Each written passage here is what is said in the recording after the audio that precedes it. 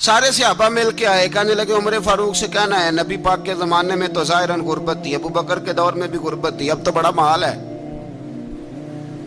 عمر سے سفارش کرو کہ عمر نیا کرتا پہنا کرے۔ ملکوں کے سفیر آتے ہیں، عمر وہی پھٹی پرانی چادر اوڑھ کے اور وہی کئی جگہ پہ پیوند لگے سوٹ پہن کے سفیروں کے سامنے بیٹھ جاتا ہے۔ عمر کو مشورہ دو، طے ہو گئی بات۔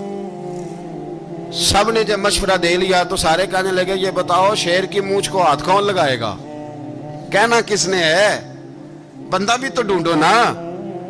نے کہا جناب میرا یہ خیال ہے کہ مولا علی شیر خدا کہیں گے، کیونکہ جس شخص کی عمر کو سب سے زیادہ حیا کرتے دیکھا وہ شیر خدا مولا علی ہے رضی اللہ تعالی علی کہیں گے۔ اس لیے کہ جناب علی تو کئی دفعہ جب گفتگو کرتے تھے تو حضرت عمر چپ کر جاتے تھے اور فرماتے تھے علی نہ ہوتا تو میں ہلاک ہو جاتا۔ تو کہا علی سے کہو۔ جناب علی شیر خدا کو بلایا، کس کام کے لیے؟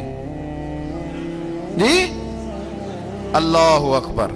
یہ ذرا آپ نے اس دور پہ اس بات کو ذرا لاکا جناب ان سے کہیں کہ زیادہ نہیں، ایک کرتا نیا پہن لے، سفیر آتے ہیں وزیر آتے ہیں تو ایک کرتا نیا پہن لے۔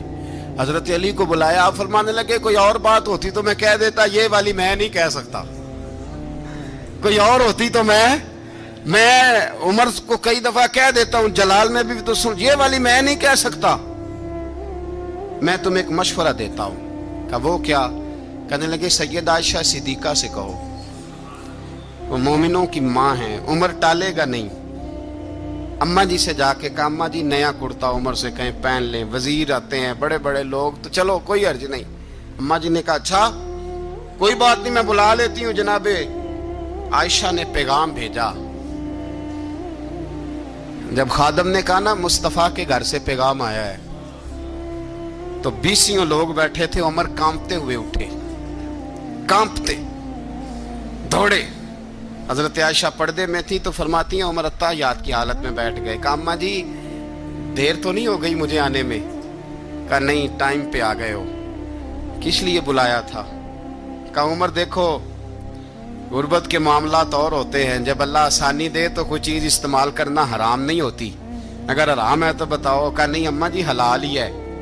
تو فرمایا پھر اتنے سفیر آتے ہیں مشیر آتے ہیں، اب تو مال غنیمت بڑا آتا ہے، ڈھیر لگ جاتے ہیں مسجد میں، تو چل ایک نیا کرتا تم بھی پہن لیا کرو، اور آپ نیا کرتا پہن